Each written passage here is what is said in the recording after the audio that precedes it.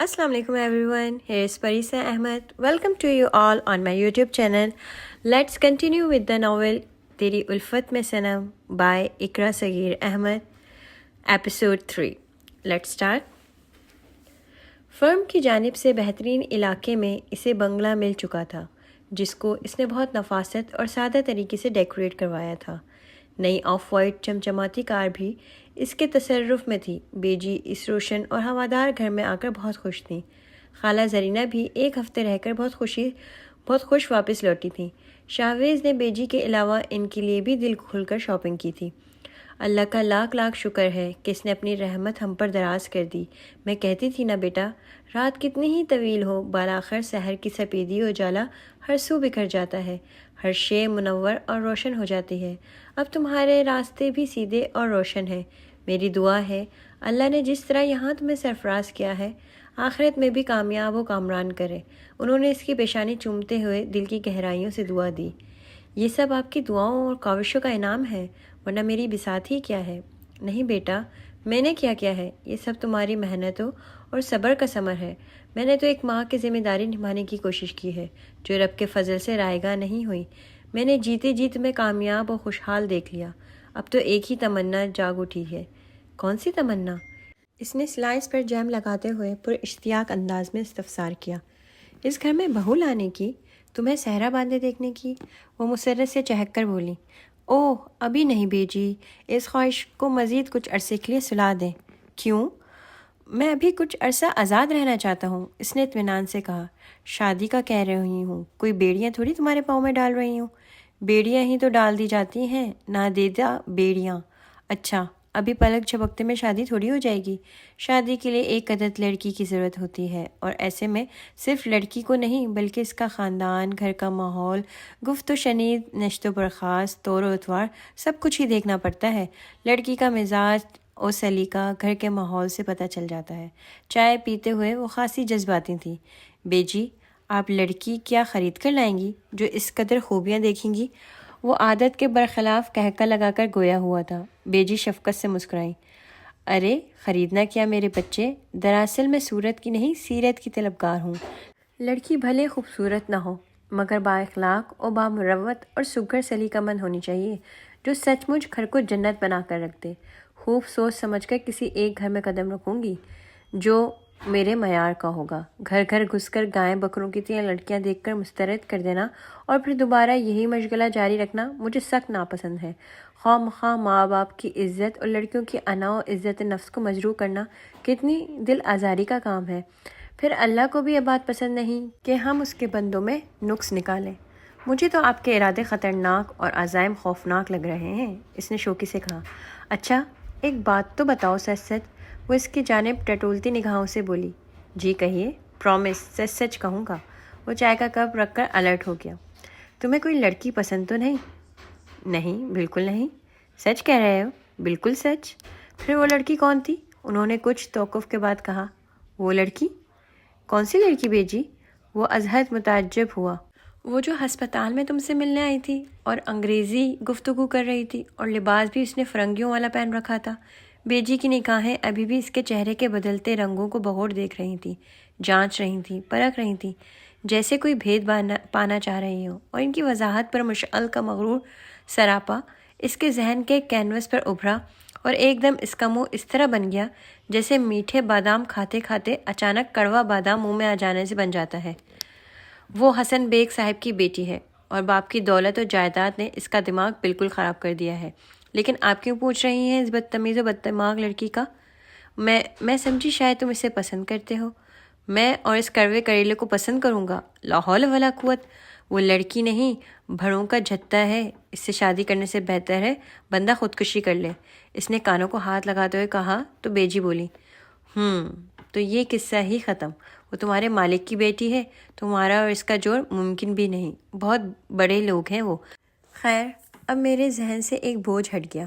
ایک ہفتے بعد زرینہ آنے کا کہہ گئی ہے. وہ آ جائے تو خاندان کی لڑکیوں کے متعلق وہی بتائے گی کہ کون کون بیاہی گئیں اور کون کون کنواری ہیں. مجھے تو شروع سے ہی تنہائی کی عادت ہے، مگر وہ تو سب سے ہی ملتی جلتی رہتی ہے، اس لیے حالات سے بھی سب کے باخبر ہے. لیکن تم تو مشورہ دو، لڑکی دیکھوں یا نہیں؟ مان انہوں نے چونک کر استفسار کیا۔ آپ کا حکم میں کس طرح ٹال سکتا ہوں؟ آپ کی چوائس پر مکمل بھروسہ اعتماد ہے مجھے۔ صرف ایک استدعا ہے، شادی 1-1.5 سال کے بعد کروں گا۔ اس سے قبل آپ جو رسمیں کرنا چاہیں وسط شوق کریں، مجھے کوئی اعتراض نہیں ہے۔ اس نے اختیار کی ڈور انہیں تھما دی تھی۔ جواباً وہ بے شمار دعاؤں سے نوازا کیا۔ بیجی کو اس کی سعادت مندی پر ہمیشہ سے فخر رہا تھا۔ اب زندگی کے اتنے اہم فیصلے کی اجازت انہیں دے کر تا قیامت معتبر کر ڈالا تھا۔ فرم جا کر معلوم ہوا کہ رات حسن بیگ کو شدید ہارٹ اٹیک ہوا تھا۔ ان کی حالت تسلی بخش نہیں تھی۔ وہ ICU میں تھے۔ وہ سیدھا ہسپتال چلا آیا۔ وہاں کسی کو بھی حسن بیگ سے ملنے کی اجازت نہ تھی۔ کل سے اب تک ان کی حالت میں سرے منہ فرق نہیں آیا تھا۔ وہ مسلسل خطرے میں تھے۔ وہ ڈاکٹر سے ملنے کے بعد ICU سے ملحقہ کوریڈور میں رکھی بینچ پر بیٹھ گیا۔ اس کے اندر دکھ کا غبار پھیلتا چلا گیا۔ دل کی گہرائیوں سے وہ ان کی لمبی عمر اور صحت یابی کی دعائیں کرنے لگا۔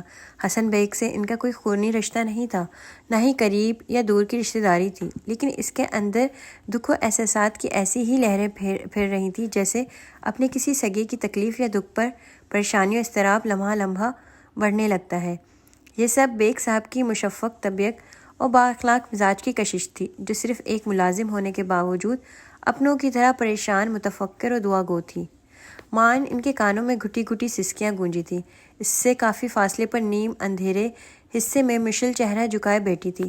سرخی مائل اخروٹی رنگ کے بال اس کے شانوں تک بکھرے ہوئے تھے۔ کچھ چہرے کے ارد گرد بھی پیرا دیے گئے تھے۔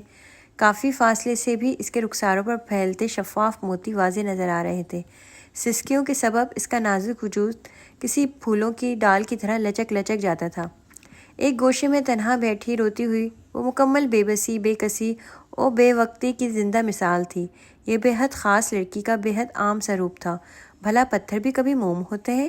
وہ دم بخود سا اس کی جانب بے ارادہ دیکھے جا رہا تھا، اور پہلی بار اسے ادراک ہوا مرد کتنا ہی سنگ دل اور کٹور کیوں نہ ہو، مگر عورت کے آنسو اسے پگھلانے کے لیے تیزاب سے بھی زیادہ طاقت کے حامل ہوتے ہیں۔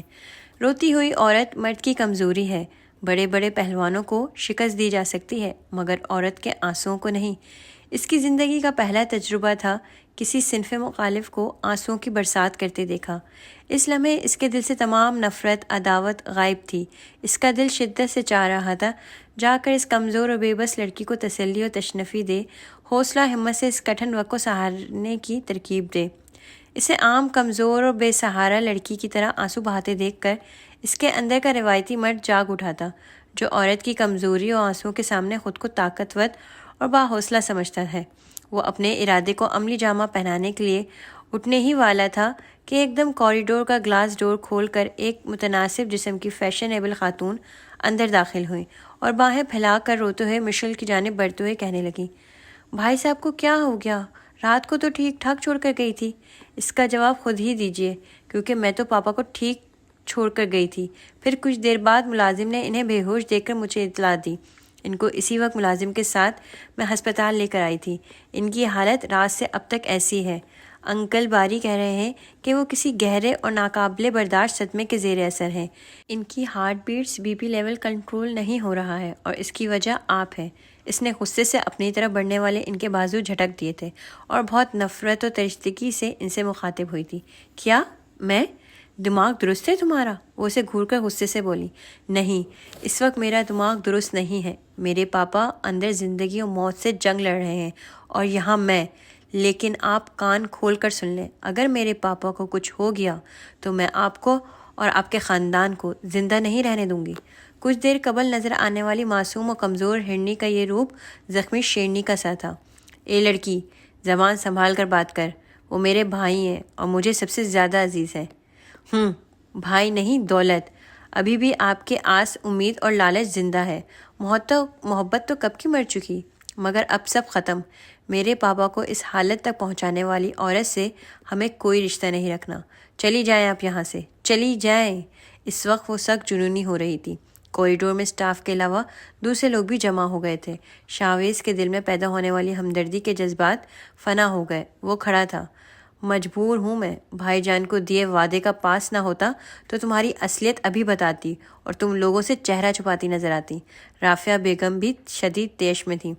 میری اصلیت سے ایک دنیا واقف ہے، جس باپ کی میں بیٹی ہوں اس سے سب واقف ہیں۔ آپ کیا میری اصلیت بتائیں گی؟ بہتر یہی ہوگا کہ آپ یہاں سے چلی جائیں، اور آئندہ ہمیں اپنی صورت دکھانے کی ضرورت نہیں ہے۔ میں یہاں اپنے بھائی سے ملنے آئی ہوں اور آتی رہوں گی۔ کسی میں دم ہے تو روک کر دکھائے مجھے۔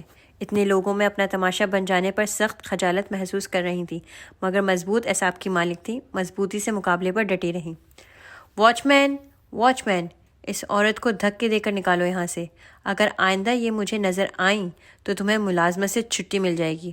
وہ بلیو یونیفارم میں ملبوس چوکیدار سے دھمکی آمیز لہجے میں بولی تو چوکیدار گھبرایا سا آگے بڑھا۔ آئیے میڈم، پلیز میڈم۔ وہ رافعہ کی باروب شخصیت سے بھی مرعوب تھا اور خونخوار بنی مشعل سے بھی متاثر تھا، اور جانتا تھا یہاں کے بانی ڈاکٹر باری سے ان کے بہترین تعلقات ہیں۔ بڑے پریشان کن انداز میں وہ مخاطب ہوا تھا۔ کیا ہو رہا ہے یہاں؟ ڈاکٹر باری کی پاٹدار آواز سنتے ہی سب لوگ چلے گئے تھے، جبکہ چوکیدار سراسیمگی کی حالت میں کھڑا رہا تھا۔ باری صاحب، اس پاگل لڑکی نے سب ہنگامہ کھڑا کیا ہے، میری بھائی کی حالت نے میری جان پر بنا رکھی ہے، اور اس لڑکی کے دماغی ٹھکانے پر نہیں ہے۔ رافعہ نے بھرائے لہجے میں ڈاکٹر باری سے شکایت کی تھی۔ انکل، اس عورت کو لے جائیں یہاں سے۔ پاپا کی حالت کی ذمہ داری ان کی ہے۔ Relax, relax my daughter. نہیں انکل، مجھے سکون نہیں ملے گا۔ میرے پاپا وہاں تکلیف میں مبتلا ہیں، وہ سب کا خیال رکھتے ہیں، سب کی بہتری کے خواہاں رہتے ہیں، آج خود سے بے خبر ہیں، مجھ سے بے خبر ہیں، اور یہ سب ان کی لالچ اور خود غرضی کے سبب ہوا ہے۔ میرا دل چاہ رہا ہے انہیں شوٹ کر دوں۔ اس کا جنون، اس کا اشتعال لمحہ لمحہ بڑھ رہا تھا۔ ڈاکٹر باری اس کی ذہنی کنڈیشن سے بخوبی واقف تھے۔ وہ رافعہ سے استدعا کرنے لگے کہ وہ یہاں سے چلی جائے۔ واہ، یہ کیا بات ہوئی؟ میں کیوں جاؤں؟ میں اس بدتمیز اور زبان دراز لڑکی سے دبنے والی، ڈرنے والی اب نہیں ہوں۔ جائے گی تو یہ یہاں سے۔ وہ مقابلے پر اتر آئیں۔ پلیز میڈم، آپ خیال کریں، یہ انتہائی نگہداشت روم ہے، اندر آواز چلی گئی تو ڈسٹربنس ہو سکتی ہے۔ شاہویز سے برداشت نہ ہوا تو چیختی چنگارتی رافعہ سے مخاطب ہوا۔ وہ حیرانی سے اس کی طرف دیکھنے لگی تھی۔ میں بھی آپ کو یہی سمجھانے آیا تھا مشل، ابھی ناسمجھ اور کم فہم ہے۔ آپ تو جانتی ہیں حسن کس قدر محبت کرتے ہیں ان سے۔ ایسے موقع پر اس طرح کی مس انڈرسٹینڈنگ ہو جاتی ہے، آپ مائنڈ نہ کریں، بعد میں وہ خود آپ سے ایکسکیوز کریں گی۔ ڈاکٹر باری رافعہ کو سمجھا بجھا کر لے جانے میں وہاں سے کامیاب ہو گئے تھے۔ نان سینس، ایکٹریس وومن، سمجھتی ہیں سب کو اسٹوپڈ بنا لیں گی۔ وہ بڑبڑاتے ہوئے صوفے کی جانب بڑھی تھی۔ کوریڈور خالی تھا، ماں سوائے ان دونوں کے۔ پانی لا کر دو ایک گلاس۔ وہ سخت تہمکانہ لہجے میں ایک طرف کھڑے شاہویز سے مخاطب ہوئی تھی۔ اس لمحے پوری طرح اس کے اندر کی گھمنڈی لڑکی بیدار تھی۔ وہ ایک طویل سانس لیتا ہوا سر کو جھٹکتا باہر کینٹین کی طرف بڑھ گیا اور منرل واٹر بوتل اسے لا کر پکڑائی تھی۔ وہ جو شاید ساری رات کی جاگی ہوئی تھی اور ازحد پریشانیوں گریہ سے اس کے چہرے پر تھکن تھی، لمحے بھر کو بوتل اسے دیتے ہوئے اس کی نگاہیں اس سے ٹکرائی تھیں۔ سیاہ ٹراؤزر شیئر شرٹ میں اس کے سفید چہرے پر سرخ انگارہ آنکھیں عجب لگ رہی تھیں، جن میں نمی ابھی بھی کنول کی طرح تیر رہی تھی۔ دوپہر میں حسن صاحب کی حالت کچھ سنبھلی اور رات کو انہیں آئی سی یو سے پرائیویٹ روم میں منتقل کر دیا گیا۔ مشل کو انہوں نے ہوش میں آتے ہی پکارا تھا، اور جب سے اب تک اسے اپنی آنکھوں سے اوجھل نہیں ہونے دے رہے تھے۔ ازحد کمزور، آزردہ و مضطرب تھے۔ مشل تو ان کے سینے سے لگ کر دل کا غبار آنسوں کی صورت میں نکال کر پرسکون ہو گئی تھی، مگر گاہے بگاہے ان کی آنکھوں سے آنسو نکل کر تکیے میں جذب ہو رہے تھے۔ شاویز نے انہیں بہت تسلی دی، ازحد ہمت بندھائی، بیماری سے جد و جہد کرنے کا حوصلہ دیا۔ وہ دھیمے سے مسکرا کر اس کی تمام ہدایات سن رہے تھے۔ رات کو شاویز چلا گیا تھا، مشل وہیں ان کے پاس رکی رہی تھی۔ باری صاحب نے کہا بھی کہ وہ اور سٹاف موجود ہیں حسن صاحب کے کیئر کرنے کے لیے، مگر اس نے وہاں سے جانے کی حامی نہ بھری، اور نہ ہی حسن صاحب نے اسے گھر جانے کا کہا۔ وہ بھی اسے نظروں سے دور کرنا نہیں چاہتے تھے۔ دوسرے دن بھی ان کی طبیعت زیادہ بہتر نہیں ہوئی تھی۔ شاویز کو انہوں نے فرمز کی اہم ذمہ داریاں سونپ دی تھیں، جنہیں وہ خوش اسلوبی سے نبھا رہا تھا۔ شام کو ہسپتال آ کر وہ انہیں تمام کاروبار کے متعلق بریف کرتا، اہم فائلز پر سائن لیتا تھا۔ حسن کو اس کی کارکردگی اور صلاحیتوں پر اعتماد تھا۔ بزنس کی جانب سے وہ مطمئن تھے، مگر ان کی بڑی اور اہم پرابلم تھی مشل کی ذات، اس کا خیال اور مستقبل کی فکر۔ رافعہ نے مکمل طور پر انہیں بدظن اور دل گرفتی کا شکار کر دیا تھا۔ اس سے قبل وہ صرف مشل کی وجہ سے جواد کی تمام ایکٹیویٹیز نظر انداز کرتے آئے تھے، اس کی نااہلیت، نامعقولیت کاہلیت کو کڑوے گھونٹ کی طرح بیٹی کی خاطر جبرن حلق سے اتار گئے تھے، یہ سوچ کر کہ ان کے پاس تمام دولت و جائیداد مشل کے نام ہے، جو شادی کے بعد ان دونوں کے لیے ہوتی، اور شاید شادی کے بعد اس کے اندر ذمہ داری و احساس پیدا ہو جائے تو وہ معقول انسان بن جائے۔ مگر رافعہ نے ان کے خوابوں اور آرزوؤں کا گھڑا، امیدوں کا آئینہ منزل سے بہت پہلے ہی چکنا چور کر ڈالا تھا۔ بہن نہیں، ناگن ثابت ہوئی تھی۔ اب انہیں یہ خوف کھائے جا رہا تھا کہ اپنی کمینی اور بے اعتماد عادت کی بدولت اس راز سے مشل کو آگاہ نہ کر دیں، اور اگر ایسا ہو بھی گیا تو یہاں آ کر ان کے اضطراب و اضطرار کی تنابیں چھوٹ جاتی تھی۔ ان کا بس چلتا تو مشل کو لے کر یہاں سے ہمیشہ کے لیے وہ بہت دور چلے جاتے، جہاں ایسا کوئی خطرہ و بے بس کر دینے والا احساس نہ ہوتا۔ انہیں احساس تھا اگر خدا نہ خواستہ مشل اس انکشاف سے آگاہ ہو گئی تو وہ جذبات میں خود کو ختم کر سکتی ہے۔ اس کی جذباتیت اور طبیعت سے وہ واقف تھے، اور اسی سوچ نے انہیں فرسٹ ہارٹ اٹیک کا شکار کر دیا تھا، اور طبیعت ابھی بھی ان کی تسلی بخش نہیں تھی۔ 1 ہفتہ گزر جانے کے باوجود انہیں ڈسچارج نہیں کیا گیا تھا۔ میں پوچھ کر تھک چکا ہوں حسن، اب بتاؤ بھی اصل پرابلم کیا ہے؟ جن پرابلمس نے تمہیں اس قدر ڈسٹرب کر رکھا ہے کہ تمہارا بی پی نارمل لیول تک نہیں آتا، جس سے تمہاری heart and brain condition pressurise ہے، especially heart very weakness feel کر رہا ہے، اور تمہیں انفارم کر دوں کہ تمہاری یہی کیفیت رہی تو سیکنڈ ہارٹ اٹیک کو برداشت کرنے کا کام تم میں حوصلہ اور طاقت نہیں ہے۔ بہتر یہی ہے جو بھی پرابلمس ہیں وہ شیئر کرو۔ اس دن شاویز انہیں کاروباری معاملات کے متعلق آگاہ کر رہا تھا جب ڈاکٹر باری بہت ناراضگی اور خوفی سے ان سے مخاطب ہوئے تھے۔ شاویز خاموش ہو گیا جبکہ حسن صاحب مسکرا کر گویا ہے، فکر مند مت ہو باری، اتنی جلدی مرنے والا نہیں ہوں۔ ہاں اگر تم اپنی پرابلمس شیئر کرتے ہو تو۔ وہ شاویز کے برابر میں بیٹھ کر بولے، پرابلمس تو زندگی کا احساس پیدا کرتے ہیں، آگہی بخشتے ہیں زندگی کی اہمیت کی۔ باتوں میں اڑانے کی کوشش مت کرو، بتاؤ مسئلہ کیا ہے؟ ورنہ تم جیسا بہادر اور باحوصلہ آدمی اس طرح بیڈس پر اتنے دن نہیں گزار سکتا۔ وہ بضد تھے۔ سر میں اجازت چاہتا ہوں۔ ان کے پرسنل معاملات میں اسے اپنی موجودگی غیر مناسب سی لگی تھی۔ وہ فوراً بول اٹھا، ویسے بھی وہ مشل کی غیر موجودگی میں آتا تھا، اب اس کی آمد کا ٹائم بھی ہو رہا تھا اور وہ اس کی آمد سے قبل جانا چاہتا تھا۔ نہیں بیٹھیں، چائے کا آرڈر دیا ہے۔ آپ ایسے موقعوں سے فوراً غیر حاضر ہونا چاہتے ہیں جب ہم کوئی پرسنل افیئرز ڈسکس کرنا چاہتے ہوں، لیکن میں آپ کو بتا دوں کہ میں آپ کو اپنی فیملی کا ممبر سمجھتا ہوں، اور یہ باری بھی سمجھ گئے ہیں، اس لیے انہوں نے اتنی پرسنل بات آپ کے سامنے پوچھی ہے۔ حسن صاحب نے اس کا ارادہ بھانپ کر فوراً نرمی سے کہا، آف کورس ینگ مین، اس امپورٹنس کا اندازہ تو آپ کو فوراً ہو جانا چاہیے تھا۔ حسن نے کاروبار کی مکمل ذمہ داری آپ کو دے رکھی ہے، اتنا اطمینان اور اعتماد تو اپنوں پر ہوتا ہے، ورنہ میں جانتا ہوں آپ سے بہت سینئرز فرم میں موجود ہیں۔ انہوں نے فوراً تائید کی تو نگاہیں جھکا کر رہ گیا کہ بعض اوقات تشکر کے لیے الفاظ بے معنی ہو جاتے ہیں۔ زندگی با وفا با ادبار کبھی بھی اور کسی کی بھی نہیں ہوتی باری، موت زندگی کا تعاقب پیدائش کے وقت سے ہی شروع کر دیتی ہے۔ یہ ہماری عاقبت نااندیشی و غفلت ہوتی ہے کہ ہم زندگی کو سدھارنے والی قوت سمجھتے ہیں اور سوچتے ہیں ابھی تھوڑی مریں گے، اور اسی خوش فہمی میں ہم موت کے آغوش میں پہنچ جاتے ہیں۔ بے شک موت کے لیے عمر، وقت و تجربہ کوئی شرط نہیں ہے، یہ رب کریم کی حکم سے آتی ہے۔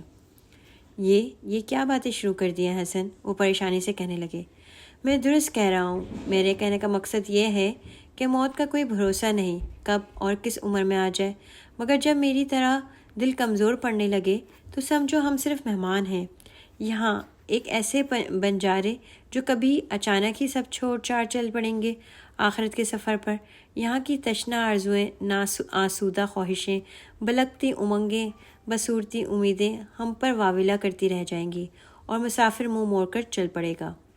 نامعلوم کن احساسات و جذبات کے تحت ان کی آواز بھرا گئی تھی، آنکھوں کے گوشے نم ہو گئے تھے۔ فکر ہے مجھے اپنی کائنات، اپنی بیٹی، اپنی مشل کی، میرے بعد اس کا کیا ہوگا؟ اسی وقت ڈاکٹر کو پیغام ملا، کسی ایمرجنسی کیس کے آ جانے پر انہیں فوری آپریشن روم میں بلایا گیا تھا۔ وہ معذرت کرتے ہوئے بعد میں بات کرنے کا کہہ کر تیز تیز قدموں سے چلے گئے۔ مجھے یہی خوف ہے، یہی فکر ہے کہ میری مشی کا کیا ہوگا۔ یہاں کے تمام رشتے کھوٹ زدہ ہو گئے ہیں، دولت کی چمک دمک نے دلوں سے خالص رشتے اور اپنائیت کی چمک چھین لی ہے۔ ایسا نہیں ہے سر، ہر جگہ رشتوں کا تقدس پامال نہیں ہوا ہے، اپنائیت کی حرمت بھی محفوظ ہے، انسانیت کی معراج بھی معتبر ہے، خالص محبت بھی ناپید نہیں ہوئی ہے، صرف کہیں کہیں شگاف ضرور پیدا ہوئے ہیں اور یہ سب وقتی ہوتے ہیں۔ اچھا، کیا انسانیت کے ناطے خلوص کی بقا کے لیے یا ایک نیم زندہ شخص کے لیے آپ بڑی قربانی دینے کا حوصلہ رکھتے ہیں؟ یکدم ہی اس کا ہاتھ اپنے ناتواں ہاتھوں میں لے کر انہوں نے ایک عجیب سا سوال کر ڈالا۔ شاویز نے اس وقت ان کے پزمردہ چہرے پر عجیب سی چمک دیکھی، بجھی ہوئی اداس آنکھوں میں یکلت ہی کئی چراغ روشن ہوئے تھے، اپنے ہاتھ پر ان کے ہاتھوں کی لرزش وہ پوری طرح محسوس کر رہا تھا۔ کیسی قربانی سر؟ وہ پوری طرح الرٹ ہوا تھا۔ آپ میشی سے شادی کر لیں، وہ اٹک اٹک کر آہستگی سے اس سے مخاطب ہوئے تھے۔ اس لمحے اس کے ہاتھ پر ان کی گرفت مضبوط ہو گئی، وہ پر امید آنکھوں سے اسے دیکھنے لگے تھے، جبکہ شاویز کی نگاہوں میں بے یقینی، چہرے پر استعجاب کے رنگ بکھر گئے تھے۔ سر، کیا کہہ رہے ہیں آپ کو احساس ہے؟ بہت جلد اس نے خود پر قابو پا لیا تھا اور خاصے سنجیدہ لہجے میں استفسار کیا تھا۔ ہاں، میں باہوش و حواس آپ سے مخاطب ہوں شاویز، یہ میری خواہش ہی نہیں، التجا بھی ہے۔ میں تہہ دل سے مشکور ہوں گا اگر آپ… لیکن سر، یہ کس طرح ممکن ہے؟ میرا اسٹینڈرڈ، میرے اسٹیٹس بہت لو لیول ہے اور ایسے تعلقات کی ڈور برابری کی بنیاد پر باندھنا بہتر ہوتا ہے۔ پھر مس مشل تو انگیجڈ ہیں، شاید آپ بہت زیادہ ڈسٹرب ہیں۔ اصل اسٹینڈرڈ انسان کا اعلیٰ کردار اور خاندانی شرافت اور سعادت مندی ہوتی ہے بیٹا۔ دھن دولت کو نہ میں نے کبھی پہلے کوئی اہمیت دی ہے اور نہ اب میرے آگے اس کی کوئی ویلیو ہے۔ ارادے مضبوط اور حوصلے بلند ہوں تو انسان ناممکن کو بھی ممکن بنا ڈالتا ہے، اور کھری بات یہ ہے کہ آپ میری توقعات پر کھرے اترے ہوں۔ اور رہا سوال مشیل کی انگیجمنٹ کا، تو جو رشتے دولت کے ڈھیر پر استوار ہوتے ہیں وہ کچے دھاگے سے بھی زیادہ ناپائیدار اور کمزور ہوتے ہیں۔ سو یہ تعلق بھی کچھ ایسا ہی ہے، بے وقت و کمزور تھا۔ آپ اپنا ارادہ بتائیں، یہ قربانی دینے کو تیار ہیں؟ دیکھیں بیٹا، جو کچھ میں کہہ رہا ہوں وہ میری دل کی آرزو ہے، میرے لاشعور میں منفی ایک زوردار خواہش و آرزو جو بخدا نامعلوم کب سے میرے اندر داخل ہو گئی، اور ڈاکٹر باری نے جب یہ کہا تھا آپ کو ہاسپٹل میں دیکھ کر کہ آپ مشی کے فیونسی ہیں، میرے ہونے والے داماد، تو معلوم کیوں میں اس کی تردید نہ کر سکا۔ شاید میرے تحت شعور میں کہیں یہ خواہش دبی ہوئی تھی جو میں خاموش ہو گیا۔ بہرکیف فیصلہ کرنے کا اختیار مکمل طور پر آپ کو ہے۔ یہاں میں آپ کو پریشرائز ہرگز نہیں کروں گا اور نہ ہی کسی قسم کی سوچ اپنی ملازمت کے بارے میں لائیے گا۔ آپ کی ہاں اور نہ دونوں صورت میں آپ کی ملازمت برقرار رہے گی، اور نہ ہی میری آرزو کو میرے خلوص کے پیمانے پر رکھیے گا، کیونکہ زبردستی کے بندھن کبھی بھی پائیدار ثابت نہیں ہوتے۔ انہوں نے اس کا ہاتھ چھوڑ دیا تھا۔ سر، آپ نے لفظ قربانی کیوں استعمال کیا ہے؟ وہ ہچکچا کر گویا ہوا۔ مشل میری جان ہے، اور مجھے اعتراف ہے کہ میرے بیجا لاڈ، پیار اور آزادی نے اسے بے حد ضدی، ہر دھرم اور آزاد خیال بنا ڈالا ہے۔ اس کے ساتھ لائف گزارنا واقعی خود کو قربان کر دینے کے مترادف ہے۔ وہ از حد خود پسند اور خود پرست ہو گئی ہے، اور مجھے ڈر ہے کہ اس کا یہی مزاج، ایسا ہی رویہ رہا تو اس کے لیے قطعی بہتر نہیں ہوگا۔ آپ سے چند ملاقاتیں تو ہوئی ہیں اس کی، اور یقیناً آپ نے محسوس کیا ہوگا کہ وہ کس قدر منہ پھٹ اور بے لگام ہو چکی ہے۔ میں اپنی بیٹی کی برائی نہیں کر رہا، بلکہ اللہ کو حاضر اور ناظر جان کر آپ کو صاف گوئی اور سچائی سے وہ سب بتا رہا ہوں جو میرے خیال میں آپ کے علم میں ہونا لازمی ہے، تاکہ آپ خود سوچ سمجھ کر اس رشتے سے وابستہ ہونا یا نہ ہونا چاہیں، کیونکہ کسی بھی معاملے میں میں نے کبھی کسی سے غلط بیانی نہیں کی۔ وہ کچھ دیر کے لیے خاموش ہو گئے تھے۔ گفتگو نے انہیں نڈھال سا کر ڈالا تھا۔ شاویز کے اندر سناٹے غول در غول اترتے جا رہے تھے۔ وہ کسی مجسمے کی طرح ساکھ تھا۔ میں باپ ہوں اس کا، اور میرے ساتھ رویہ اس کا جانثار بیٹی جیسا ہے۔ بہت چاہتی ہے مجھے، مگر میرے علاوہ وہ کسی رشتے کو کوئی اہمیت نہیں دے سکتی۔ لیکن شوہر اور بیوی میں جو تعلق ہوتا ہے وہ عزت و احترام، خلوص و محبت کے احساسات کا مظہر ہوتا ہے، اور اس کا سارا کریڈٹ مرد کو جاتا ہے کہ وہ بیوی کو کس زاویے پر رکھتا ہے۔ میری بات سمجھ رہے ہیں نا آپ؟ یعنی مشل کو ایک بہترین و اعلیٰ انسان کے روپ میں دیکھنا چاہتا ہوں میں۔ یہاں میں ایک باپ کے طور پر ناکام ہو گیا ہوں، مگر شوہر ناکام نہیں ہو سکتا۔ مجھے یقین ہے مشل ابھی اتنی دور نہیں گئی جو اس کی واپسی کی راہیں مسدود ہو جائے۔ سوری سر، آپ کے جذبات کا احترام کرتا ہوں، آپ کی تہ دل سے عزت کرتا ہوں، مگر میرا اور آپ کا معاشی تضاد مجھے قدم اٹھانے نہیں دے گا۔ بصورت دیکھ کر اگر میں کسی طرح یہ کام کر لوں تو بھی میری انا، میرا وقار، میری اہمیت مجھے میری نگاہوں میں کبھی سرخرو نہیں ہونے دے گی، اور ایک ٹوٹا بکھرا شرمندہ و بے اختیار شخص کبھی بھی قابل احترام و معتبر نہیں ہوتا۔ سر، اپنی جگہ پتھر بھی مضبوط ہوتا ہے، اور اپنی جگہ سے ہٹ کر ٹھوکریں اور تذلیل ہی اس کا نصیب ہوتا ہے۔ اس نے سنجیدگی سے اپنی رائے ظاہر کی تھی۔ میں نے کہا نا، دولت و جائیداد آپ کے درمیان نہیں آئیں گی، حسن صاحب نے تیزی سے کہا۔ امپاسبل سر، یہ تو بہت پرانی کہانی ہے۔ ضرورت مند ملازم دولت مند باس کی بیٹی سے شادی، اور پھر ذلت بھری پرآہانت زندگی، جہاں آدمی کی زندگی اس کتے سے بھی بدتر ہو جاتی ہے جو نہ گھر کا رہتا ہے نہ گھاٹ کا۔ اس کے لہجے میں سخت ناگواری اور ناپسندیدگی تھی۔ حسن صاحب بہت غور سے اس کا جائزہ لے رہے تھے۔ کیا آپ کسی ایسی لڑکی سے شادی کریں گے جو اپنے جہیز میں مفلسی و غربت لائے؟ آف کورس، میں ان فرسودہ جہالت بھری روایات کے خلاف ہوں۔ آپ خود سوچیں، کسی باہمیت شخص کو یہ سوٹ کرتا ہے کہ اس کی زندگی میں شامل ہونے والی لڑکی وہ سب سامان لے کر آئے جو ضروریات زندگی ہوتا ہے؟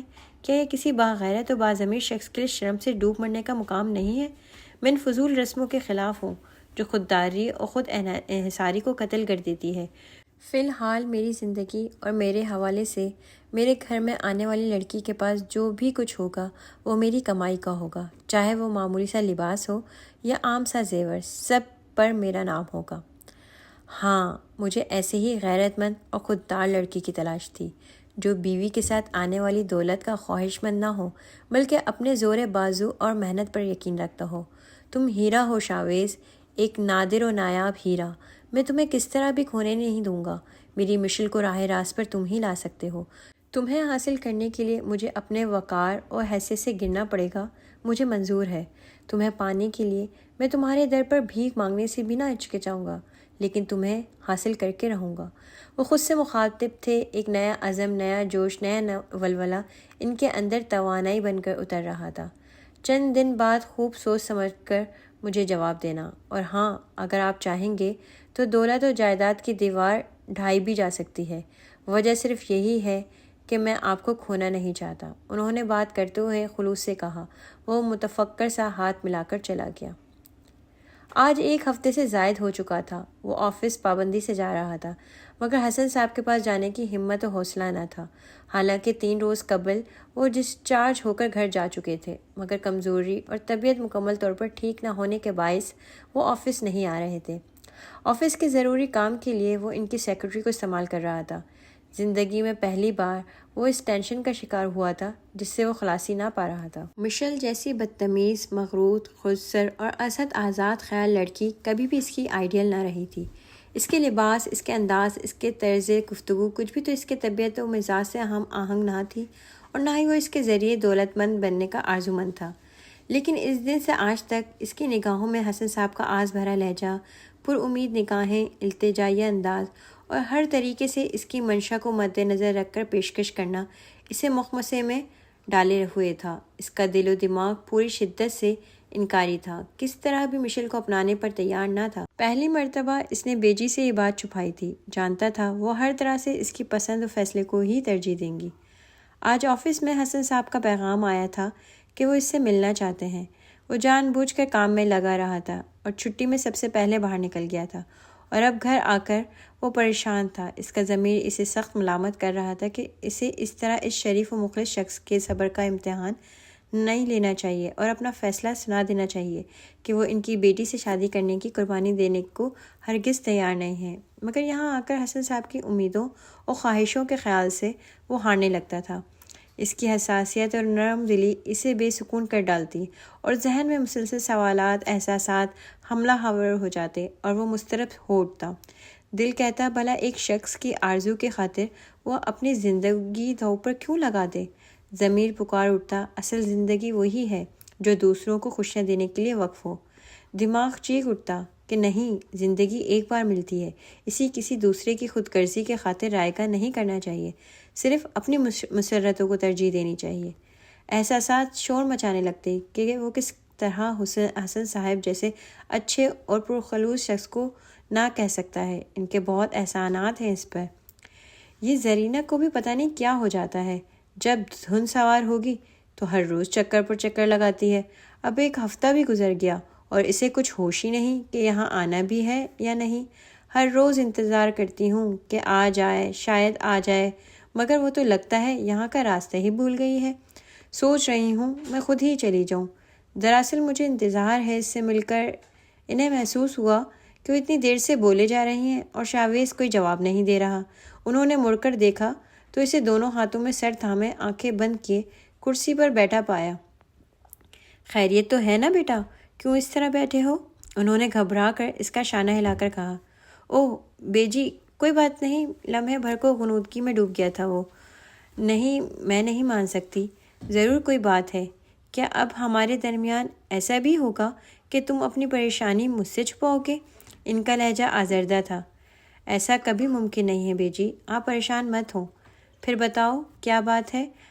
میں کچھ دنوں سے محسوس تو کر رہی ہوں کہ تم الجھے پریشان سے ہو، مگر میں نے سوچا آفس کے کام کی زیادتی کی وجہ سے ایسا ہے۔ لیکن اب مجھے لگتا ہے کوئی اہم بات ہے، بہت زیادہ اہم و ضروری، جو مجھ سے چھپا رہے ہو۔ ان کی ممتا و شفقت نے اسے مجبور کر ڈالا سب کچھ بتانے کو۔ پھر اس نے ان سے کچھ نہیں چھپایا، سب بتا ڈالا اور مشورہ بھی مانگا کہ وہ کیا کرے۔ ہمیں ان کے خلوص اور نیت پہ شبہ نہیں کرنا چاہیے بیٹا۔ انہوں نے جس طرح سے قدم قدم پر ہمیں سہارا دیا ہے، یہ ان کی نیک فطرت اور دریا دلی کا ثبوت ہے۔ اور پھر اب بھی فیصلہ انہوں نے تمہاری مرضی پر چھوڑ کر اپنی اعلیٰ ظرفی دکھائی ہے، اور ان کی اس سے زیادہ سچائی کا کیا ہوگی کہ انہوں نے اپنی بیٹی کی عادت و مزاج کے بارے میں صاف گوئی سے بتا دیا۔ میں کہتی ہوں ہاں کہہ دو۔ اس کی بات اطمینان سے سننے کے بعد انہوں نے مشورہ دیا تھا۔ کیا بیجی، کیا کہہ رہی ہیں آپ؟ وہ لڑکی مجھے قطعی پسند نہیں۔ وہ ان کے دو ٹوک لہجے پر حیرانگی سے کھڑا ہو کر بولا۔ شادی کے بعد اس کو اپنی پسند کے مطابق ڈھال لینے میں تو مردانگی ہے بیجی وہ لڑکی ہے، کوئی موم کی گڑیا نہیں۔ نامعلوم کیا سمجھ رہی ہیں آپ اسے؟ وہ اس قدر بدتمیز، بس زبان دراز اور گھمنڈی لڑکی ہے جس کا آپ تصور بھی نہیں کر سکتی۔ زرینہ خالہ کی بہو تو تھوڑی غصے کی تیز ہے، لیکن وہ مشل تمیز و آداب سے واسطہ ہی نہیں رکھتی، اور خود پرست اتنی ہے کہ اپنے علاوہ اسے دوسرا نظر نہیں آتا۔ کوئی بات نہیں، تمہاری صحبت میں رہے گی تو مکمل انسان بن جائے گی۔ نہ میں زرینہ ہوں اور نہ تم اصغر۔ کس رشتے کو کس طرح نبھایا جاتا ہے ہم اچھی طرح جانتے ہیں۔ شکر ہے میرے مولا کا جس نے مجھے گھر بیٹھے بہو دلا دی، ورنہ معلوم مجھے کیا کیا جتن کرنے پڑتے۔ خیر، وہ لڑکی بہت خوبصورت ہے، چاند سورج کی جوڑی لگے گی۔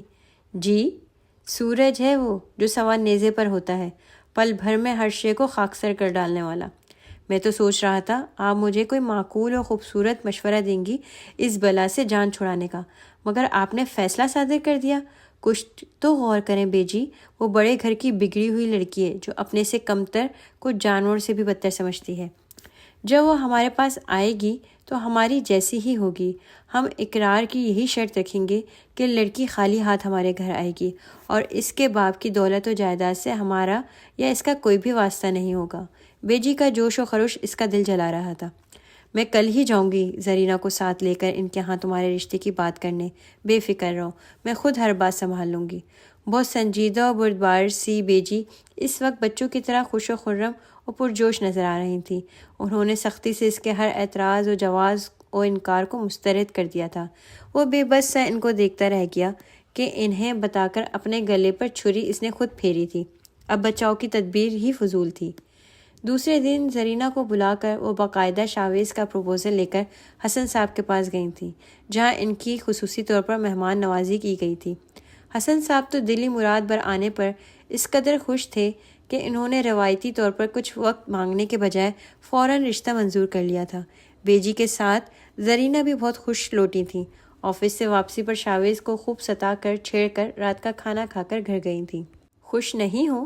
زرینہ کے جانے کے بعد وہ خاموش بیٹھے شاویز سے مخاطب ہوئیں۔ اب یہ پوچھنا کوئی معنی نہیں رکھتا بیجی۔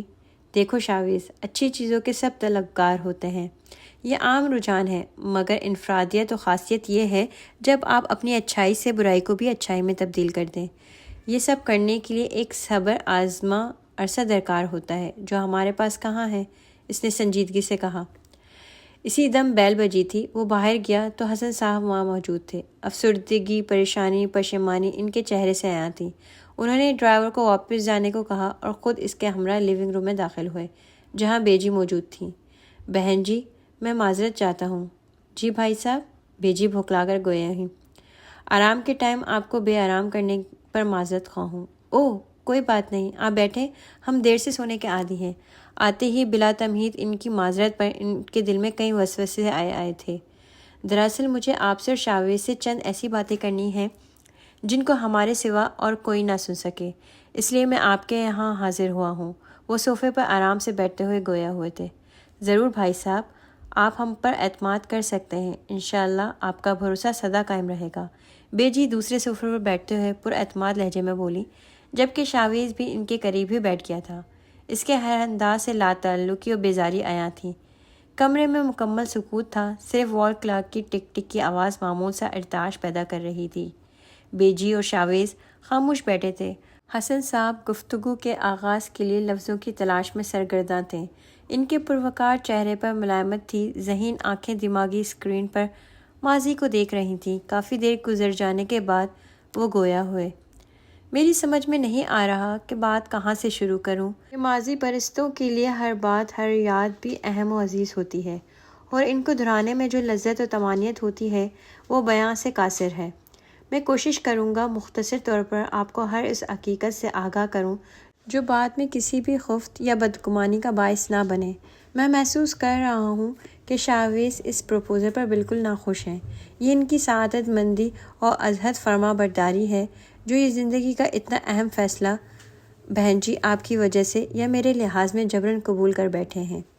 ان کی صاف گوئی اور ذہانت نے بیجی کو نروس کر دیا تھا، جبکہ شاویز پہلو بدل کر رہ گیا۔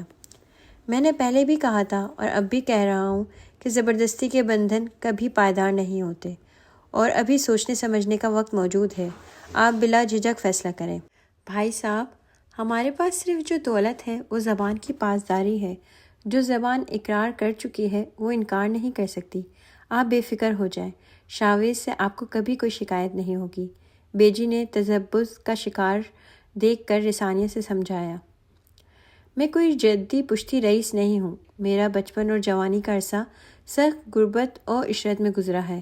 وقت کے بہت گرم و سرد دیکھے ہیں، فاقوں مجبوریوں سے بھی شناسائی رہی۔ میرے والد بہت عبادت گزار اور محنتی آدمی تھے۔ والدہ بہت جلد ہمارا ساتھ چھوڑ گئی تھی۔ والد نے ہی ماں کے انتقال کے بعد ان کی ذمہ داری بھی نبھائی۔ کٹھن حالات اور بے حد غربت کے باوجود ہم بہن بھائی کو اعلیٰ تعلیم دلوائی۔ یہ ان کی محنتوں دعاؤں کا ہی ثمر ہے کہ آج میں اپنے ملک کے بڑے بزنس مینز میں شمار ہوتا ہوں۔ شاویز، مجھے دیکھ کر آپ کو کبھی احساس ہوا کہ میرے اور آپ کا وقت کبھی ایک سا رہا ہے؟ وہ مسکرا کر اس سے مخاطب ہوئے۔ نہیں سر، یہ آپ کی اعلیٰ ظرفی ہے جو آپ اپنا آپ ظاہر کر رہے ہیں۔ شاویز کو اخلاقاً ہونٹ کھولنے پڑے تھے۔ طویل صبر آزما عرصے کے بعد میں نے کاروبار ایک چھوٹے معمولی کارخانے سے سٹارٹ کیا تھا، اور اس 2 تنگ کمروں کے کارخانوں کو چلانے کے لیے جس طرح میں نے بینک سے لون حاصل کیا، وہ جدوجہد اور خواری میں آج تک فراموش نہیں کر سکا ہوں۔ میں پر اعتماد تھا، پر امید تھا، مجھے لگن تھی، جنون تھا اپنا آپ بدلنے کا، اپنے حالات بدلنے کا، اپنی تقدیر بدلنے کا، کیونکہ اللہ تعالیٰ بھی یہی فرماتا ہے۔ بس میں نے یہی بات ذہن نشین کر لی تھی اور اکثر دہرا کر خود کو حوصلہ دیتا رہتا تھا۔ لگن سچی ہو، حوصلے چٹان ہو تو انسان ہر شے کو حاصل کر سکتا ہے۔ غیب سے امداد ہوتی ہے آگے بڑھنے والوں کی۔ سو میں کٹھنائیوں کو عبور کر کے آگے بڑھتا چلا گیا، اور کامیابیاں میری راہوں میں سرنگوں ہوتی گئیں۔ میری جدوجہد، اعتماد و کھٹن محنت نے مجھے غربت و افلاس کی پستی سے نکال کر دولت کی بلندیوں پر پہنچا دیا۔ میرے حوصلوں نے میری کایا پلٹ دی تھی۔ والد صاحب شکر و قناعت کے عادی تھے، وہ بھی میری خوشحالی دیکھنے سے قبل دنیا چھوڑ گئے تھے۔ میں نے اپنی بہن رافعہ کی شادی میں وہ تمام ارمان نکالے جو برسوں سے میرے دل میں تھے۔ رافعہ کی شادی کے 2 سال بعد میں نے بھی شادی کر لی۔ رضوانہ کا تعلق متوسط گھرانے سے تھا۔ ایک فنکشن میں نے اسے دیکھا تھا۔ رضوانہ میری سوچ کے مطابق بہترین بیوی ثابت ہوئی تھی۔ میری زندگی میں بہار ہی بہار ہر سو چھائی ہوئی تھی، ہر طرف آسودگی و طمانینت خوشبو کی طرح بکھری ہوئی تھی، جس سے میرا جیون ہر سو مہکتا تھا۔ ان لمحوں میں وہ مکمل طور پر ماضی کی حسین یادوں کی گرفت میں خود کو فراموش کر چکے تھے۔ جب مجھے رضوانہ کے پریگننٹ ہونے کی خبر ملی تو میں بہت خوش تھا، اور رضوانہ بھی۔ اسے لڑکیوں سے جنون کی حد تک لگاؤ تھا، اور جب رپورٹس کے ذریعے اسے قبل از وقت معلوم ہوا کہ اس کی کوکھ میں پرورش پانے والی بیٹی ہے تو اس کے ساتھ ساتھ میں بھی مسرور تھا۔ ہم نے بچی کے لیے بے تحاشا شاپنگ کی اور ہم نے اپنے آنے والی بیٹی کا نام مشل پسند کیا۔ رضوانہ کو ڈیلیوری سے 2 ماہ قبل میں نیو یارک لے گیا اور ایک رات اس کی حالت اچانک خراب ہو گئی۔ نامعلوم اس کے کیس میں ایسی کیا پیچیدگی ہوئی تھی کہ 1 ہفتے شدید تکلیف میں گزارنے کے بعد وہ ڈیلیوری سے قبل ہی مجھے ہمیشہ کے لیے چھوڑ گئی۔ اس کے جانے کے بعد کئی ہفتے مجھے اس کی جدائی کا یقین نہیں آیا۔ میں سچ مچ دکھ اور صدمے سے پاگل ہو گیا تھا۔ میرا دکھ دوہرا تھا۔ رضوانہ خود گئی تو ساتھ میری امانت کو بھی لے گئی تھی۔ شاید میری بیٹی کو وہ جنم دیتی تو اس کے سہارے ہی زندگی گزارنا سہل ہو جاتا، ایک سہارا مل جاتا۔ میں اکثر یہی سوچا کرتا۔ 3 ماہ بعد مجھے رافعہ اور احمد کے اصرار پر پاکستان آنا پڑا۔ واپسی کا سفر آنسو اور یادوں کے سنگ طے ہوا تھا۔ نگاہوں میں بار بار وہ منظر تھے جب میں رضوانہ کو ساتھ لے کر نیو یارک جا رہا تھا۔ کتنا خوش تھا میں، مسرتیں ہم سفر تھیں اور اب ہم سفر ہی ساتھ چھوڑ گئی تھی۔ تہی دست تہی داماں ہو گیا تھا میں، دکھوں نے قید کر لیا تھا۔ ایئرپورٹ سے ٹیکسی میں بیٹھا میں سوچ رہا تھا، کچھ ماہ قبل ان راستوں سے گزرتے ہوئے رضوانہ بھی میرے ساتھ تھی۔ آج میں تنہا سوچ رہا ہوں، انسان فانی ہو چکے ہیں، جگہوں کو بقا ہے۔ کسی نکلنے والے جلوس کی وجہ سے راستے بلاک تھے۔ ٹیکسی ڈرائیور نے متبادل راستوں سے ٹیکسی نکالنی شروع کی تھی۔ میں خالی نگاہوں سے کھڑکی سے باہر دیکھ رہا تھا کہ میری نگاہوں نے ایک پریشان کن منظر دیکھا۔ سامنے کچرے کا ڈھیر تھا اور اس کے کنارے گلابی کپڑوں میں لپیٹا یقیناً وہ انسانی وجود تھا۔ کپڑا مسلسل حرکت میں تھا۔ ٹیکسی آگے بڑھ گئی تھی، لیکن میں یہ سمجھنے سے قاصر تھا کہ آیا جو میں نے دیکھا ہے وہ حقیقت ہے یا نگاہوں کا دھوکہ، یا میری ذہن کا تصور جہاں میں اپنی اندیکھی بیٹی کو اکثر کھلکھلاتے دیکھتا ہوں۔ گاڑی خاصی آگے نکل آئی تھی، لیکن میرا ذہن وہیں اٹک گیا تھا۔ عجیب بے چینی و اضطراب نے مجھے اپنی گرفت میں لے لیا تھا۔ ایک کشش تھی، ایک اضطراب، ایک وابستگی، جیسے کوئی مجھے اپنی طرف کھینچ رہا ہے، پکار رہا ہے، بلا رہا ہے۔ میں بے خصہ ہو اٹھا۔ میں نے ڈرائیور سے ٹیکسی واپس اسی راستے پر لے جانے کو کہا، اور کچھ دیر بعد میں کوڑے کے ڈھیر سے اس گلابی کپڑے میں لپٹی بچی کو گود میں اٹھا رہا تھا، جو بھوک کی شدت سے ہاتھ پاؤں چلا کر رونے لگی تھی۔ حیرت انگیز طور پر میرے اندر کی بے سکونی اور اضطراب کو سکون ملنے لگا۔ میں نے بے اختیار اسے سینے سے لگا کر بھینچ لیا اور میرے سلگتے وجود میں ٹھنڈک پھیلتی چلی گئی۔ ٹیکسی ڈرائیور، جو بہت حیرانی سے میری حرکات دیکھ رہا تھا، کہنے لگا، صاحب جی کیا کر رہے ہیں آپ؟ کوڑے پہ پڑے ملنے والی بچی کوڑا ہی ہوتے ہیں صاحب، تبھی تو ان کو اس جگہ پھینک دیا جاتا ہے۔ اس کے لہجے میں کراہیت تھی۔ ایسے نہیں کہو یار، اگر ایسی بات ہے بھی تو اس معصوم کا اس میں کیا قصور؟ پھر ایک گناہ کے بعد کتنا بڑا گناہ یہ ہے اللہ کے بنائے بندوں کو ایسی غلاظت پر پھینکنا۔ توہین انسانیت ہے یہ۔ بھلا اس میں ایسے معصوموں کا کیا قصور؟ چھوڑیں صاحب، اسے آپ یہیں پھینکیں اور چلیں۔ لیکن اس کا کیا ہوگا؟ میں اسے کچرے پر نہیں پھینکوں گا، مجھے قطعی گوارا نہیں تھا۔ جب اس کے کچھ ہوتوں نے اسے یہاں پھینکا ہے تو آپ بھی پھینک دیں، ابھی تھوڑی دیر میں کتے آ کر صفایا کر دیں گے، یا پھر کسی زہریلے کیڑے کا شکار ہو کر مر جائے گی۔ ایسی بات منہ سے نکالتے ہوئے اللہ کے قہر سے ڈرو۔ کیا انسانوں پر اتنا برا وقت آ گیا ہے کہ کتوں اور کیڑوں کی خوراک بنے؟ مجھے شدید غصہ آ گیا تھا۔ صاحب آپ جلدی کریں، آپ سے بسم اللہ ہوئی ہے، ابھی اور سواری بھی پکڑنی ہے۔ چلو۔ میں بچی کو لے کر ٹیکسی میں بیٹھ گیا۔ ڈرائیور نے حیرت سے مجھے دیکھا، پھر مجھے کچھ نہیں کہا۔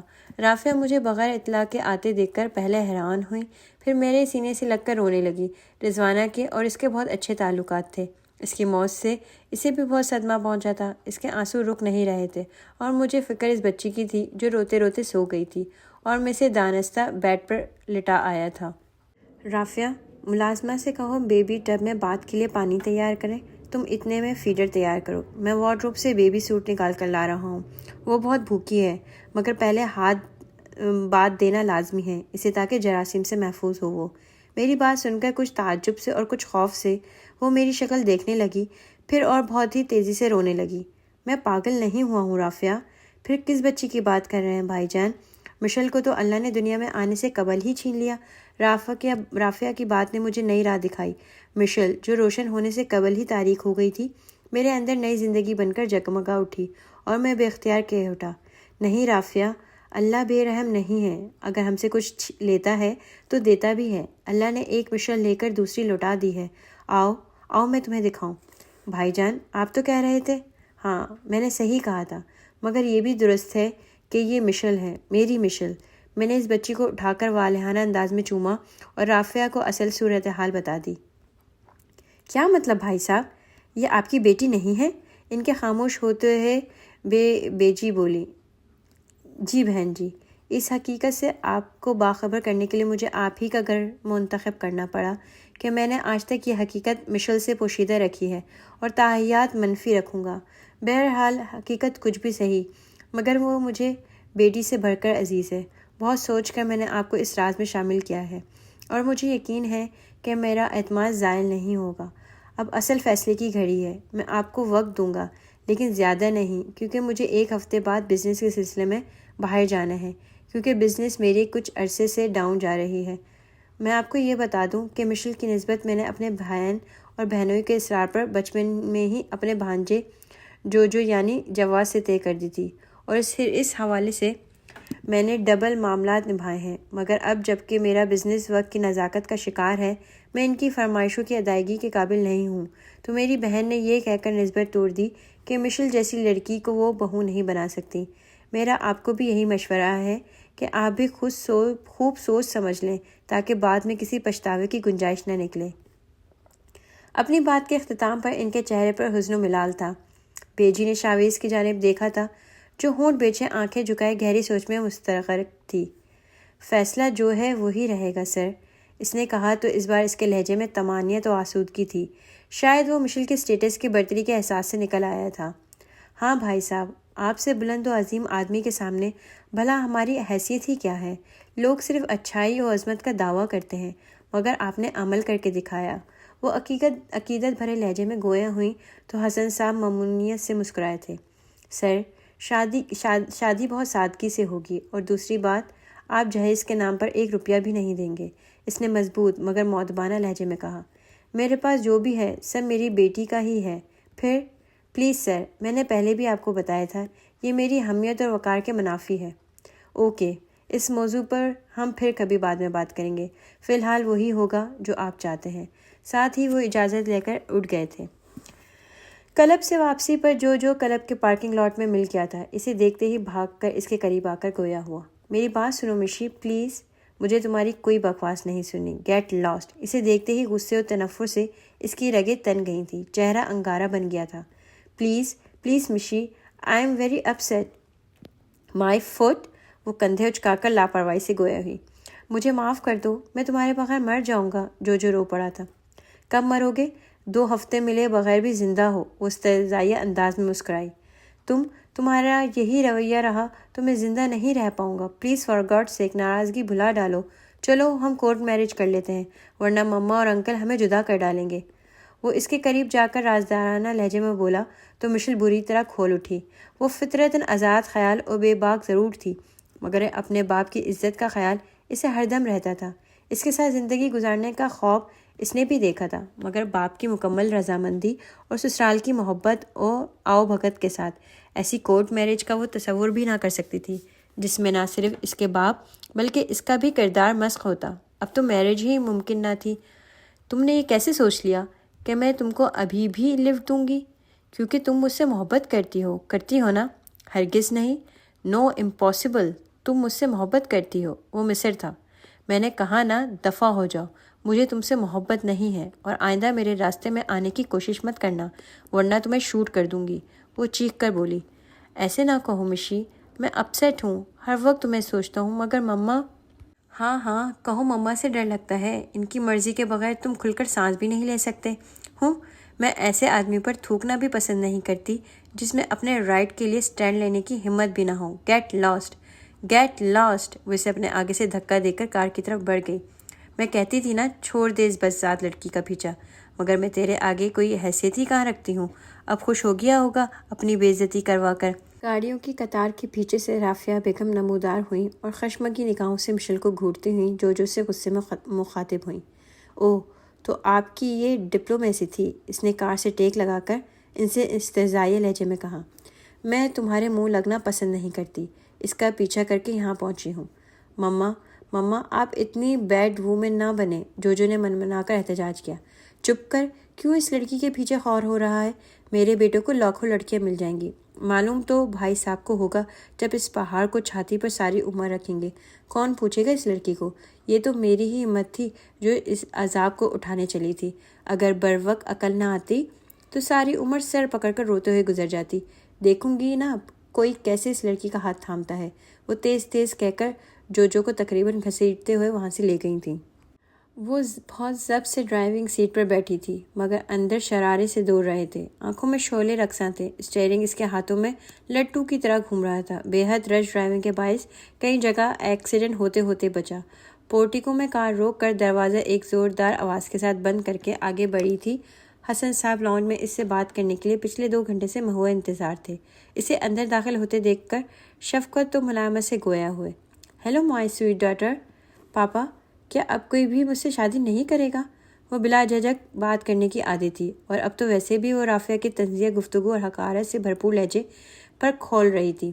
جی، کس نے کہا یہ؟ انہوں نے اپنی حیرانی پر فوری قابو پا کر استفسار کیا۔ وہی میڈ وومن رافعہ احمد نے۔ اس نے کچھ دیر قبل گزرنے والا واقعہ سنا کر کہا۔ کیا ہو گیا ہے رافعہ کو؟ کیا بچکانہ بیہیو کر رہی ہیں؟ پریشان لہجے میں، جیسے وہ خود سے مخاطب تھے۔ بچکانہ نہیں، انتقامانہ۔ بری تو وہ تھیں ہی، مگر اب تو ناقابل برداشت ہیں۔ اصل مسئلہ جواد احمد کا ہے مشی۔ اگر اس میں معمولی سی بھی ہمت و بہادری ہوتی تو وہ ایسا ہونے نہیں دیتا۔ حالانکہ میں نے جو کچھ کیا ہے 100% آپ کے فیوچر کی پلاننگ کے تحت کیا ہے، مگر جو نام مت لیں اس بزدل کا، اس کی وجہ سے سب ہوا ہے۔ اور آج اس طرح آنٹی مجھے چیلنج کر کے گئی ہیں کہ اب میں کسی سے بھی شادی کر کے انہیں دکھاؤں گی کہ انہیں تو اپنے بزدل اور بے ہمت بیٹے کے لیے لڑکیاں ڈھونڈنی پڑیں گی، مگر میرے پاپا کو میں خور نہیں ہونے دوں گی۔ کیا پاپا کوئی ہے آپ کی نظر میں ایسا جس سے ہم کل شادی کر سکیں؟ ہر کام کو بہت سہل اور ہر شے کو اپنی مٹھی میں محسوس کرنے والی لڑکی کے لیے ایک دن میں شادی جیسا حساس اور نازک کام کرنا کوئی دشوار اور مشکل نہ تھا۔ اس کا اعتماد حدوں سے نکل چکا تھا۔ صبر و قناعت، استدلال و دانشمندی سی تو کبھی بھی اس کا واسطہ نہیں پڑا تھا۔ اس کی سوچ ٹی وی ریموٹ کی مانند تھی کہ بٹن پش کرنے سے لمحہ بھر میں دنیا کے کسی بھی ملک کو دیکھ سکتے ہیں۔ اس کی خواہشیں اس کی استطاعت سے بڑھ گئی تھیں۔ پاپا، کیا امپاسبل ہے کل میری شادی ہو جانا؟ اس کو خاموش دیکھ کر وہ گھبرا کر گویا ہوئی۔ وہ دل میں ٹھان چکی تھی کہ اب کل ہی شادی کر کے رافعہ بیگم کو نیچا دکھائے گی، ان کے چیلنج کا منہ توڑ جواب دے گی۔ نہیں، کیوں امپاسبل ہوگا؟ میری چاند سی بیٹی کو تو کوئی لکی مین ہی اپنائے گا، انہوں نے خوش دلی سے بازو کے گھیرے میں لے کر جواب دیا۔ رب کی اس مہربانی پر وہ از حد شکر گزار تھے جس کی خصوصی نظر کرم سے وہ بہت آسانی سے اس مرحلے سے گزر گئے تھے، ورنہ شاویز کے اقرار کے بعد انہیں یہی فکر پریشان کی ہوئی تھی کہ کس طرح ضدی و خسر بیٹی کو اس رشتے کے لیے راضی کریں گے، کیونکہ وہ اس کی چڑ اور شاویز سے مخالفت کو بخوبی جانتے تھے۔ میں آپ کو یہی بتانے والا تھا کہ کل شاویز کا پروپوزل لے کر ان کی والدہ آئی تھی اور میں نے ہاں کہہ دی ہے، انہوں نے مصلحتاً اس سے مکمل بات چھپاتے ہوئے کہا۔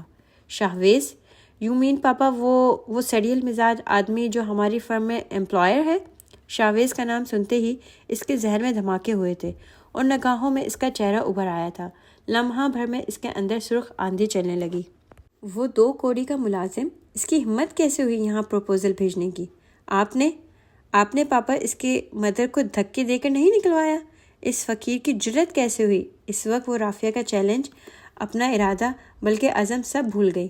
نہیں، میرے خیال میں اس وقت ان حالات میں شاویز سے بہتر کوئی اور لائف پارٹنر آپ کو نہیں مل سکتا، بلکہ اس قدر صلاحیتیں ہیں کہ بہت جلد وہ بزنس ورلڈ میں بھرپور شناخت سے ابھرے گا۔ Life partner? وہ اس قابل نہیں ہے کہ چند ہموں کے لیے پارٹنر بنایا جائے۔ ابھی آپ اس کی صلاحیتوں سے واقف نہیں ہیں اور نہ کبھی واقف ہونے کا ارادہ ہے۔ وہ دو بدو گویا ہوئی۔ سوچ لیں آپ، جلد بازی کے فیصلے اچھے نہیں ہوتے۔ میں آج ہوں، کل نہیں ہوں گا تو کون پرواہ کرے گا آپ کی؟ کون سہارا دے گا؟ پاپا یہ کیا کہہ رہے ہیں آپ؟ وہ ان کے سینے سے لگ گئی۔ جو حقیقت ہے یہ آپ کو بھی سوچ لینا چاہیے۔ میری زندگی اب ہواؤں میں رکھے چراغ کی مانند ہے، نہ معلوم کس سرکش جھونکے سے ہمیشہ کے لیے گل ہو جائے۔ اسے سمجھاتے ہوئے باوجود ضبط کے ان کی آواز بھرا گئی تھی، جبکہ مشل رو پڑی تھی۔ ایسی باتیں کیوں کر رہے ہیں پاپا؟ آپ کو میری عمر بھی لگ جائے۔ میری فکر و پریشانی جب ہی دور ہوگی جب تم اپنے گھر عزت سے جاؤ گی۔ سگے رشتوں کو آپ بھی پرکھ چکی ہو اور میں بھی. خوب سمجھ میں آ گیا ہے کہ رشتوں سے زیادہ دولت کو اہمیت حاصل ہے. دولت ہے تو سب اپنے، دولت نہیں تو کوئی بھی نہیں. شاید رشتے تو رشتے، برے وقت میں اپنا سایہ بھی ساتھ چھوڑ جاتا ہے میری جان. لیکن پاپا میں سایہ نہیں ہوں، کبھی بھی آپ کو نہیں چھوڑوں گی. وہ ان کے سینے سے سر لگا کر بھیگی آواز میں بولی. نہیں بیٹا، ایک نہ ایک دن بیٹیوں کو ماں باپ کو چھوڑنا ہی ہوتا ہے. یہ قانون قدرت ہے، ایک فرض اولین ہے جس کی ادائیگی ہر والدین کو سرخرو کر ڈالتی ہے. اور میں بھی سرخرو ہونا چاہتا ہوں مشی. کیا آپ اپنے پاپا کی پہلی اور آخری خواہش پوری نہیں کریں گی؟ میں رافعہ کو بتانا چاہتا ہوں اگر آپ میرا ساتھ دو. لیکن ایک ورکر کس طرح میرا لائف پارٹنر بن سکتا ہے؟ پاپا لوگ کیا کہیں گے؟ پیر کا جوتا ہم نے سر پر رکھ لیا. لوگوں کی نہیں، میری پرواہ کرو. وہ اس کی اضطرابی کیفیت نوٹ کر رہے تھے، مگر جانتے تھے کچھ عرصے بعد وہی شاویز کی تعریفیں کرنے لگے گی اور ان کے انتخاب کو سراہے گی. But papa, I don't like Shavez. میری خاطر پسند کر لیں اسے اور آج رات فیصلہ کر کے مجھے صبح اس بات میں جواب دیں. اگر انکار کرنا چاہیں تو سوچ لیں، میں موت سے دوبارہ فائٹ نہ کر سکوں گا. اپنی بات کہہ کر وہ رکے نہیں، لاؤنج سے فوراً نکل گئے. رات اور پھر پورا دن گزر جانے کے باوجود بھی وہ فیصلہ نہ کر سکی تھی. دل و دماغ میں عجیب سی جنگ چھڑی ہوئی تھی. بار بار وہ اس فیصلے پر آ کر اٹک جاتی کہ کس طرح شاویز جیسے لڑکے کے ساتھ زندگی گزار سکے گی. اور پاپا کو کوئی اور نہیں ملا. جوجو کے علاوہ بھی بے شمار ایسے نوجوان موجود تھے جو جوجو سے بھی اعلیٰ اسٹیٹس رکھتے تھے، اور اہم بات یہ تھی کہ اس کی محبت کا دم بھرتے تھے، اس کے طلبگار تھے. شاید شاویز نے ہی کوئی ایسا چکر چلایا ہے جو پاپا کو اس کے علاوہ کوئی اور نظر ہی نہیں آیا. ایک عرصے سے وہ سوتے جاگتے، اٹھتے بیٹھتے، چلتے پھرتے اس کا ذکر کرتے رہے تھے. ہما وقت ان کے لبوں پر اس شخص کی تعریفیں ہی رہتی تھیں، اور آج وہ جادو سر چڑھ کر بول رہا ہے. سب دولت اور پاپا کے لمبے چوڑے بزنس کو ہتھیانے کے چکر میں پہلے ہمارے اپنوں نے چال چلی تھی، اور اب کچھ مختلف انداز میں وہی پلاننگ ہے. کاش ہم غریب ہوتے تو شاید ایسا نہیں ہوتا. اوکے، میں پاپا کی زندگی کی خاطر مکار، دھوکے باز، کمینے شخص تمہارے ساتھ شادی کرنے کو تیار ہوں، کیونکہ پاپا ابھی ایموشنل ہیں. ان کی کمزوری اور بیماری کو مد نظر رکھ کر مجھے تمہارا ساتھ گوارا کرنا ہوگا، اور ساتھ تمہیں مزہ بھی چکھاؤں گی. دولت و جائیداد ہتھیانے کے خواب ہی رہیں گے. اس نئی سوچ نے اسے ایک دم ہی فریش کر دیا. وہ مسرور سی اٹھ بیٹھی. اس سے سوچ لیا، باپ کی حالت اس قابل نہیں کہ کوئی خلاف مزاج بات برداشت کریں. ابھی ان کی بات مان کر، ان کی خواہش پوری کر کے ان کا مان بھی سلامت رکھ سکتی ہے. رافعہ کا چیلنج جیت کر انہیں شکست بھی دے سکتی ہے، اور کچھ عرصے بعد شاویز سے ڈائیورس لے لے گی. ویسے بھی اس شخص کی ہمت کہاں اس کی مرضی کے بغیر کوئی قدم اٹھانے کی. وہ کبھی اسے چھو نہیں سکتا. واہ، یہ تھرل فینٹاسٹک ہے. لائف انجوائے کرنے کا بہترین موقع. کتنا مزہ آئے گا جب اس اکڑ باز کو انگلیوں کے اشارے پر چلاؤں گی. اس کی بے بسی اور بے کسی کا تماشا کس قدر دل فریب ہوگا. ہاں ہاں ہاں. بہت شریف بنتا ہے، بہت سنگ دل و متقی پرہیزگار، جو کسی لڑکی کی طرف نگاہ اٹھا کر دیکھنا بھی گناہ سمجھتا ہے. بتاؤں گی حسن کیا ہوتا ہے، یہ دل ربائی کسے کہتے ہیں. جذبات میں آگ لگا کر دور کھڑے ہو کر تماشا دیکھنا میری فیوریٹ ہابی ہے. وہ مطمئن سی حسن صاحب کے پاس آ گئی. پاپا، میں نے فیصلہ کر لیا ہے، مجھے آپ کی ہر خواہش منظور ہے. اس نے سر جھکا کر آہستگی سے کہا تو انہوں نے آگے بڑھ کر اس کو سینے سے لگا لیا. جی تو thank you so much listening my videos. Inshallah, I will upload episode 4 in next video. Till then, please like my channel, subscribe it, share it, and like my videos as well. Thank you so much. Take care of yourself. Allah Hafiz.